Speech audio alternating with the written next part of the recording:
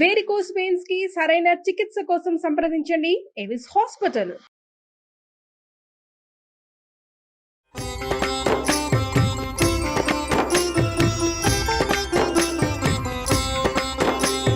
నమస్కారం. విష్ణు పురాణం 14వ రోజు పారాయణలోకి వచ్చామండి.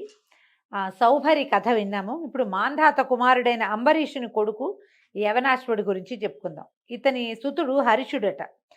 వాని సంతతి అంగిరసులు అనేటువంటి గంధర్వులు, 6 కోట్ల మంది గంధర్వులు ఈయన సంతానంగా ఉన్నారట. వీళ్ళు ఏం చేశారు, పాతాళానికి వెళ్ళి అక్కడున్న నాగరాజులను చిత్తకొట్టి వాళ్ళ ఆధీనంలో ఉన్న రత్నాలను, కామినీ రత్నాలను కూడా, స్త్రీలను కూడా అనమాట, బలాత్కరించి గ్రహించగా నాగరాజులు బయల్వెడలి పాలకడలిని చేరి కాలాత్ముడు, లోకారాధ్యుడు, సర్వమంగళమూర్తి, లోకాభిరాముడు, కరుణాసాగరుడు, పన్నగసేనుడు, శంఖచక్రధరుడు, కోటి సూర్య ప్రభాభాసమానుడు, సౌభాగ్యలక్ష్మి సమేతుడు అయినటువంటి లక్ష్మీకాంతుణ్ణి ప్రార్థించగా యోగ నిద్రలో ఉన్న శ్రీపతి మేల్కొన్నాడు.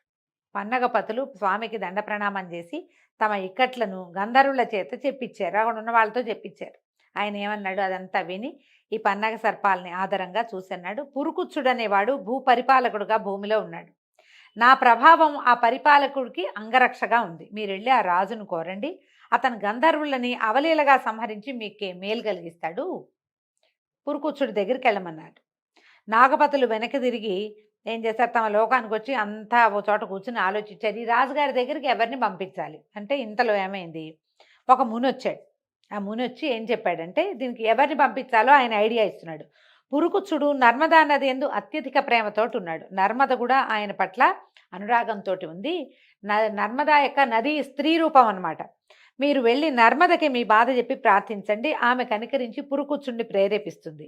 అప్పుడు ఆ రాజుగారి తరలొచ్చి మీ పక్షాన్ని నిలబడి మీ శత్రువుల్ని హతమారుస్తాడని చెప్పాడు.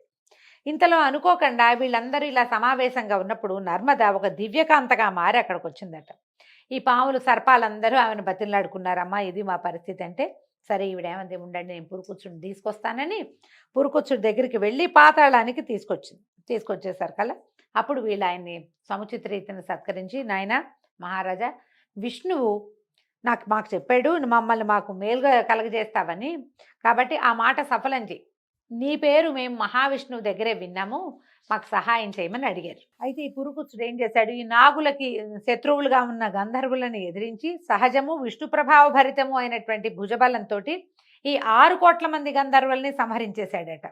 నాగులకి నిర్భరమైన ఆనందాన్ని కలిగించాడు. వాళ్ళకి ఎలాంటి కష్టం లేకుండా చేసి వాళ్ళ వల్ల స్వకులాభివృద్ధి, నువ్వు వంశాభివృద్ధిని వరంగా పొంది ఇంటికి వచ్చేసి సంతోషంగా ఉన్నాడు. ఇలాంటి ఉపకారాన్ని తమకు చేసినటువంటి ఈ నర్మదకి ఏమైనా వరం ఇవ్వాలని ఈ పన్నగ వటువులు ఆమెను పూజించి ఏమన్నారు, అమ్మా నీ పేరు చతుర్థి విభక్త్యంతంగా చేసి చివర నమః చేర్చి ఉభయ సంధ్యలందును భక్తితో స్మరించే వాళ్ళకి సర్పవిషం సోకదు. నీ దివ్యనామం ఉచ్చరిస్తూ భుజించే వారికి ఆ సమయంలో విషం ఇచ్చినా కూడా అది అమృతమవుతుందని వరం ఇవ్వగా నర్మద సంతోషించి అంగీకరించి పురుకుచ్చుని వద్దకు వెళ్ళి అనురాగంతో అతన్ని వరించింది. ఏమిటో విశేషంగా చతుర్థి విభక్త్యంతంగా చెప్పేవంటే ఏం లేదండి, చాలా నర్మదాయై నమః, మనం రమాయై నమః చెప్పుకుంటాం, లక్ష్మి అయి నమః అని చెప్తాం, పార్వతి అయి నమః, గౌరీ అయి నమః, ఇవన్నీ చతుర్థి విభక్త్యంతాలు. ఇక్కడ కూడా అంతే, నర్మదాయై నమః అనుకోవాలి. అంటే గనక ఎవరైతే ఉభయ సంధ్యల్లో స్మరిస్తారో సర్ప విషం సోకదట. నర్మదాదేవి పాములకి ఇలాంటి ఉపకారం చేసింది కాబట్టి ఆమె ఏం చేసింది, పురుకుచ్చుడి దగ్గరికి వెళ్ళి ఆయన్ని వరించిందట. ఈ దంపతులకి త్రసదస్యుడు అనేవాడు జన్మించాడు. అతని సుతుడు అనరణ్యుడు. ఈ అనరణ్యుడు ఒకసారి ఏం చేశాడట, యజ్ఞం చేస్తుంటే రావణుడు వచ్చి ఈ అనరణ్యుడిని చంపేశాడు, యజ్ఞాన్ని పాడు చేసి వెళ్ళిపోయాడట. అనరణ్యుని కుమారుడు హర్యాక్షుడు, ఇతని కొడుకు వసుమణుడు, వాడి కొడుకు ప్రియారణుడు, అతని సుతుడు సత్యవ్రతుడు వశిష్ఠుని శాపం చేత త్రిశంకునామంతో చండాలుడై ఉన్నాడు. ఆ కాలంలో 12 సంవత్సరాలు వాన లేక పాడి పంటలు కరువైపోయాయట. ఆనాటి దుర్దశలో త్రిశంకుడు అడవిలో మృగాల్ని చంపి వాటి మాంసాన్ని విశ్వామిత్ర పుత్ర కళత్రాదులకి ఇస్తూ గంగ ఒడ్డున ఒక మర్రి చెట్టు కింద వాళ్ళకి నివాసం ఏర్పరిచి ఈ చండాలుణ్ణి అనుగ్రహించండి అని ప్రార్థించేవాడట. అలా కొన్నాళ్ళు కాగా విశ్వామిత్రుడు అతని వృత్తాంతం తెలుసుకుని కనికరించి పరమ పావనుని చేసి సశరీర స్వర్గాన్ని కలిగించాడు. త్రిశంకు స్వర్గం కదా, మళ్ళీ ఇంకొకసారి వివరంగా చెప్పుకుందామండి.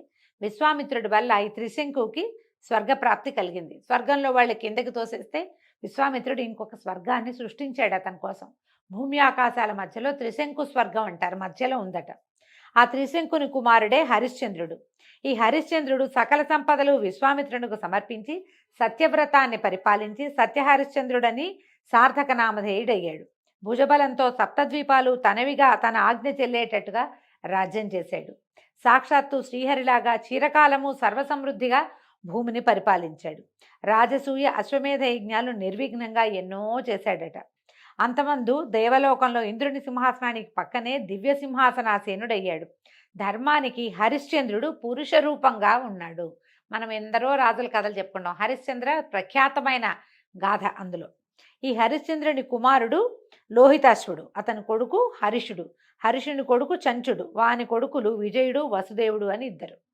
విజయుని కొడుకు రురుడు, అతని కొడుకు వృకుడు, వాని తనయువు బాహుడు. బాహుడు రాజ్యపాలన చేస్తుండగా హైహైలు ఆకస్మికంగా వచ్చి రాజ్యం ఆక్రమించుకోగా బాహుడు చేసేదేం లేక భార్యా సమేతుడై ఔర్వ మహాముని ఆశ్రమానికి వెళ్ళిపోయాడు. అయితే అతని భార్య నిండు గర్భిణిగా ఉందట. ఒకనాడు ఆ ఇల్లాలకి ఏంటంటే కష్టం వచ్చింది. ఒక భార్య తాలూకు సవిత అంటే రెండో భార్య. ఆవిడకి ఏమనిపించేది, తనకి సంతతి లేదనే విచారము, సవతికి సంతతి కలుగుతుందనే కోపము ఏకం కాగా ఈ విషం పెట్టిందట. సవితికి విషం పెట్టేసరికల్లా ఆ గర్భం స్తంభించిపోయి ఉండిపోయిందట. అలా 7 సంవత్సరాలు అయింది. 7 సంవత్సరాలు అయిన తర్వాత ఈ బాహుడు పరలోక గతుడయ్యాడు. గర్భం అట్లాగే ఉండిపోయిందట. అంతటి గర్భవతి అయిన పట్టమహిషి భర్తతో సహగమనం చేయటానికి సన్నద్ధురాలై చితి దగ్గరికి చేరేసరికి ఆవిడ కూడా సహగమనం చేద్దామనుకుంది. 3 కాలాలు తెలిసిన మహాముని అయినటువంటి ఔర్వుడు ఆశ్రమంలో నుంచి బయటకు వచ్చి ఏం చెప్పాడట, పట్టమహిషిని భారించాడట. అమ్మా, నువ్వు చితిలో ప్రవేశించకు. నీ కడుపులో ఉన్న బిడ్డ అసమాన బలపరాక్రమాలు కల వీరుడై విరోధి యముడై భాస్కర సమతేజుడై రాణిస్తూ ఏకఛత్రాధిపత్యంగా భూమిని పరిపాలిస్తాడు. ఎన్నో యజ్ఞాలు దేవతలకు నరులకు సంతుష్టిగా చేస్తాడమ్మా. చక్రవర్తి అవుతాడు. బలిష్ఠులైన కొడుకులు మిక్కిలిగా కలవాడవుతాడు. ఈ సాహసాన్ని విడిచి ధైర్యంగా ఉండు అని చెప్పాడు. చెప్పేసరికల్లా ఈవిడేం చేసింది, ధైర్యంగా ఉండి భర్తకి పరలోక క్రియలు చేయవలసినవన్నీ చేసేసి ముని ఆశ్రమంలోనే ఉన్నది. అయితే కొన్ని దినాలకి గరముతో కొడుకుని కన్నది. ఆ విషంతో అలా బిగుసుకుపోయి ఉన్న పిండం మెల్లిగా శిశువుగా మారింది. అప్పుడు ఆ విషంతో కుమారుడు జన్మించాడట ఆమెకి. అయితే ఔర్వుడు అనే మహర్షి ఆ పిల్లవాడికి సగరుడు అంటే గరము అంటే గరళము తెలుసు కదా మనకి. గరళం అంటే విషం, గరము అన్నా కూడా విషమే. సగరుడు అని పేరు పెట్టాడట. అయితే పేరు పెట్టి జాతకర్మాది క్రియలు జరిపించి చెవులోపనయనాదులు, విద్యాభ్యాసము, శాస్త్రము, అస్త్రశస్త్రాదులు అన్నిటికి సంబంధించిన శిక్షణ, ఎన్నో విద్యలు నేర్పించాడు. అయితే ఏమైంది, ఒకనాడు సగరుడు తల్లి దగ్గరికి వచ్చి అడిగాడట, అడవుల్లో ఉండటం ఎందుకమ్మా మనకి, మనం ఇక్కడ ఎందుకున్నాం, మా తండ్రి ఎక్కడున్నాడు అని అడిగితే అప్పుడు ఏం చెప్పేది, నాయన హైహైలు మూకమ్మడిగా వచ్చి పోరాడి మీ తండ్రిని అడవులకి పారదోలారు. తర్వాత సవితి మీ పింతల్లి నాకు విషం పెట్టింది. మీ నాన్నేమో ఇలా పరలోక గతి అయ్యాడు. ఔరుని చేయూతతోటి నేను నిన్ను ఇట్లా పెంచాను నాయన అనేసరికల్లా ఇతను ఏం చేశాడట, సగరుడు ఆ దుష్టుల్ని వధించి ముల్లోకాల్లోనూ మా నాన్న కీర్తిని వ్యాపింపచేస్తానని చెప్పి హైహైలను యుద్ధానికి పురికొల్పి అందరినీ ముక్కలు చెక్కలుగా ఖండించేశాడట. అయితే ఈ సగరుడి బలపరాక్రమాలు, ఈ పరాక్రమాన్ని చూసి శక యవన కాంభోజాదులు బెదిరి పారిపోయి వశిష్ఠుని దగ్గరికి చేరారట. వశిష్ఠుడు ఆలోచించి వాళ్ళని కులాచారాలు విడిచి గతి తప్పిన వారిగా, బతికున్న చచ్చిన వారిగా చేసి సగరుడి దగ్గరికి వెళ్ళాట. వెళ్ళి, రాజా నీ ప్రతిజ్ఞ చెల్లింది, హైహైలంతా చచ్చిపోయారు, వీళ్ళంతా కూడా చచ్చిన వాళ్ళతోటే జమ. ఎందుకంటే వీడు ఎప్పుడైతే కులాచారాన్ని పాటించలేదో వాడి బతుకున్న వాడి కింద లెక్కే కాదు. నీకు భయపడి ప్రాణరక్షణ కోరుతూ నా శరణు వచ్చారు. శరణన్న వాళ్ళని కాపాడాలి. నేను మీ వంశీయుల కులగురువుని ముందు నుంచి నా మాట మన్నించాలంటే సరే ఆయనకు ఒప్పుకొని ఏం చేశాడట, ఆ రాజుల్ని విడిచేసి మేము మీ స్థానాల పోండి, మీ రాజ్యాలు మీరు పరిపాలించండి అని పంపించేశాడు. అప్పటి నుంచి యవనులు బోడి తల్లల వాళ్ళు, యవనులకి నెత్తి మీద జుట్టు లేదట. శకులు సగం బోడి తల్లట. పారదులు విరబోసిన జుట్టు కలిగిన వాళ్ళు, ప్లవులు మీసాలు గడ్డాల వారు, కాంభోజులు అధ్యయనం లేని వారు అయ్యి ఈ కులాలు అంటే వీళ్ళందరూ మనవాళ్లే. శకులు, యవనులు, కాంభోజులు వీళ్ళంతా కూడా భూమి మీద మనతో పాటు ఉన్నవాళ్లే. వీళ్ళని ఇట్లా విడిచిపుచ్చటం వల్లే ఇలాంటి ఇవి వచ్చినాయన్నమాట, పద్ధతులు వచ్చాయన్నమాట. వాళ్ళకి తమ తమ కులాచారాలు విడిచి బ్రాహ్మణులకు దూరమై మ్లేచ్ఛులయ్యారు. ముందంతా వీళ్ళు ఇదే వంశాలకు చెందిన వాళ్ళు, సూర్యవంశానికి చెందిన వాళ్ళు, చంద్రవంశానికి చెందిన వాళ్ళే మొదట. ఇలాగ సగరుడు తండ్రి శత్రువులను దునుమాడి తన నగరానికి వచ్చి అభిషిక్తుడై 7 దీవులకు అంటే సప్ద్వీపాలకి ఏకంగా ఉన్నటువంటి వసుంధరని పరిపాలించి చాలా అద్భుతమైన చరిత్ర కలిగిన వాడై ఉన్నాడు. వినతాకశ్యపుల కుమార్తె అయినటువంటి సుమతిని, విదర్భ రాజపుత్రికైన సుకేసిని పెండ్లాడి రాజ్యభోగాలు అనుభవిస్తూ హాయిగా ఉన్నాడు. ఉన్న తర్వాత పుత్రకాంక్షతోటి భార్యల కోసం ఔరువుని దగ్గరికి వెళ్ళి ఆయన చెప్పాడట, నాకు కుమారులు కావాలని కోరుకునేసరికల్లా ఆయన ఏం చేశాట, ఒక భార్యకేమో వంశవర్ధనుడైన కుమారుడు, ఇంకొకటికి 60 మంది కుమారులు కలుగుతారని చెప్పాడట. విదర్భ రాజపుత్రి ఒక కూతుర్ని ఒక కొడుకుని కోరుకుందట, నేను అంతమంది పిల్లల్ని కనలేనని. అలాగే సరే ఏమైంది, కాశ్యపి వినతా కశ్యపుల కుమార్తె అయిన సుమతి నాకు 60 మంది కుమార్తెలు కావాలి. మనం 60,000 మంది అని కథల్లో వింటామండి. 60,000 మంది అని కూడా ఉన్నది ఒక చోట. ఈ భాగంలో మనకు 60 మంది అని కనపడుతుంది. తర్వాత ముని అనుజ్ఞతోటి నగరానికి వచ్చేశారు. సుకేసికి ఒక కొడుకు కలిగాడు, వాడి పేరు అసమంజసుడు. ఈ సుమతికి 60,000 మంది 60 మంది కుమారులు జన్మించారు. ఈ అసమంజసుడు ఏంటంటే పేరుకు తగినట్టుగానే తమ్ముళ్ళని వెంట పెట్టుకుని ఎన్నో రకాల చెడు పనులే చేసేవాడు. పిల్లల్ని నీళ్లలో ముంచేసేవాట, సరదాకి చేసేవాడు. దాంతో ఏంటంటే ఓర్చుకుని ఉండేవాళ్ళు ప్రజలంతా కూడా, రాజుగారి అబ్బాయి లేక కలిగిన కొడుకు ఏమంటాము అని ఊరుకునేవాళ్ళు. అయితే అతను అసమంజసుడు యువకుడు అయ్యాక కూడా అతని దుర్మార్గం, చిన్నతనంలో బాల్యచేష్టలు కాదు, పెద్దవాడయ్యాక కూడా అలాగే క్రూరమైన దుర్మార్గమైన విపరీతమైన ప్రవర్తన కలిగి ఉండేవాడు. అతనికి ఒక కుమారుడు కూడా కలిగాడట. అయితే ఈ మనవడిని చూశాను చాలు అనుకుని ఈయన ఏం చేశాడు, సగరుడు అసమంజసుడిని వెళ్ళగొట్టేశాట. మళ్ళీ అసమంజసుడి కథ మనకి కనపడదు, ఏ కథల్లోనూ ఎక్కడా చెప్పరు, అతను వెళ్ళగొట్టేయటం మాత్రమే తెలుస్తుంది. అయితే అసమంజసుని యొక్క తమ్ములైన ఈ 60 మంది కూడా అన్నలాగానే దుష్టచరిత్రులే లోకానికి చికాకు కలిగించేవాళ్ళు. అయితే యజ్ఞాలు పాడు చేయటం, తపస్సులు సాగకుండా చేయటం, కొంటె పనులు చేసేవాళ్ళు అనమాట. దేవతలు సహించలేకపోయేవాళ్ళట వాళ్ళని. అయితే ఏమన్నారు, వీళ్ళు వెళ్ళి విష్ణుమూర్తికి చెప్పారట, నీ అంశతోటి జన్మించినటువంటి మహాతపస్వి కపిలుడు విష్ణుమూర్తి యొక్క అంశతోటి జన్మించాడు, ఆయన దగ్గరికి వెళ్ళారు. ముందు విష్ణువు దగ్గరికి వెళ్ళి మాకు ఏదైనా మార్గం చెప్పమంటే ఆయన కపిలుడి దగ్గరికి వెళ్ళమన్నాడు. కపిలుడి దగ్గరికి వెళ్ళి ఇలాగా సగరుని కొడుకుల దుష్ప్రవర్తన, వాళ్ళు ఎట్లా ప్రవర్తిస్తారు, యజ్ఞయాగాదులు ఎట్లా పాడు చేస్తున్నారు, దేవతల అంశభాగాల్ని రానివ్వకుండా ఎట్లా చేస్తున్నారు చెప్పాము. నువ్వు పద్మాక్షుడివి, భగవంతుని అంశతోటి జన్మించిన వాడివి కాబట్టి వీళ్ళ ఆటలు ఇట్లాగే సాగనిస్తే క్రమంగా యజ్ఞవ్యాగం అనేది నశించిపోతే మేమేం చేయాలి. అయితే ఇట్లా చెప్పేసరికల్లా కపిల మహాముని ఆయన తపస్సు చేసుకుంటున్నాడు. ఆయన ఏమన్నాడంటే, ఒకసారి పాపం పండితే వాళ్ళని మనం ఎవ్వరు ఏమీ చేయక్కర్లా, వాళ్ళ పాపానికి వాళ్ళే నాశనం అయిపోతారు. వాళ్ళు చేసినటువంటి పాపపుణ్య కర్మల ఫలితం వాళ్ళు అనుభవిస్తారు. కాబట్టి అచిరకాలంలో పాపకర్మలైన సగరనందన్లు రూపుమాచిపోతారు, మీరు బాధపడకుండా వెళ్ళండి, వాళ్ళ కాలం సమీపిస్తుందని చెప్పి పంపించేశాడు. ఇంతలో ఏమైందట, సగరుడు ఇలా పిల్లలు విపరీత ప్రవర్తన కలిగి ఉన్నారు, వీళ్ళకి ఏదైనా సరైన పని పెట్టాలని అశ్వమేధ యాగం చేయడానికి దీక్ష పూని అశ్వ రక్షణ కోసం తన కుమారులను నియోగించారట. ఈ 60 మంది లేదా 60,000 మంది గుర్రం వెనకాల ప్రయాణం చేశారు.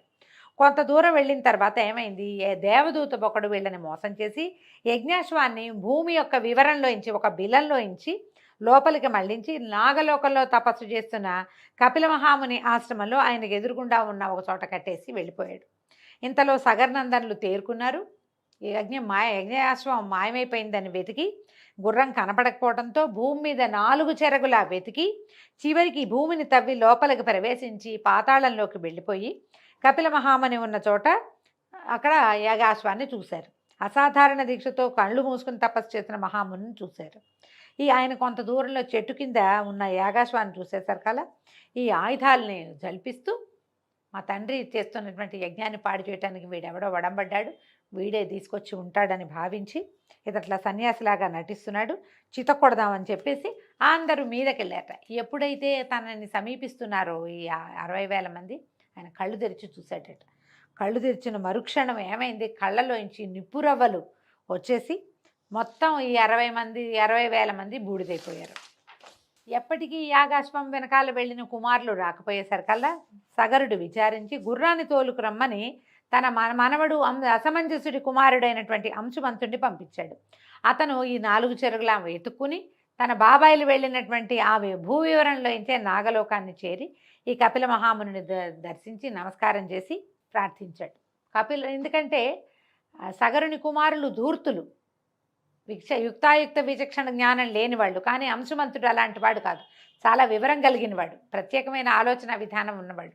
ఈయన ఎప్పుడైతే కపిలుని ప్రార్థించాడో ఆయన నుతికి ప్రసన్నుడై వత్స గుర్రాన్ని తీసుకుపోయి మీ తాత యజ్ఞం పూర్తి చేయించు అనేసరికల్లా ఇతను అడిగాడు, మా తండ్రులు ఇలా బూడిద కుప్పలైపోయారు, వీళ్ళకి స్వర్గలోక నివాసం అనుగ్రహించంటే ఇప్పుడు కుదరదు అని చెప్పాడు. నువ్వు చెయ్యలేవని నీ పౌత్రుడైన భగీరథుడు అతి తపోనిష్టతో శివుని కృపబడిసి సురగంగని భూమికి రప్పిస్తాడు. ఆ గంగాజల కణాలతో ధరణి పరమపావనం అవుతుంది, గంగా ప్రవాహం ఇక్కడికే వస్తుంది. దాని తుంపర్ల చేత నీ తాతలు నీ తండ్రులు పవిత్రులై స్వర్గలోక వాసన అవుతారు. ఈ విష్ణుపాదం నుంచి పుట్టిన ఆ మహానది గాలి సోకినంతనే ఎలాంటి పాపాలైనా ఆ ఏటిలో కలిసిపోతాయి. ఆ పుణ్యనది జలాలలో స్నానం సకల పాపహారం.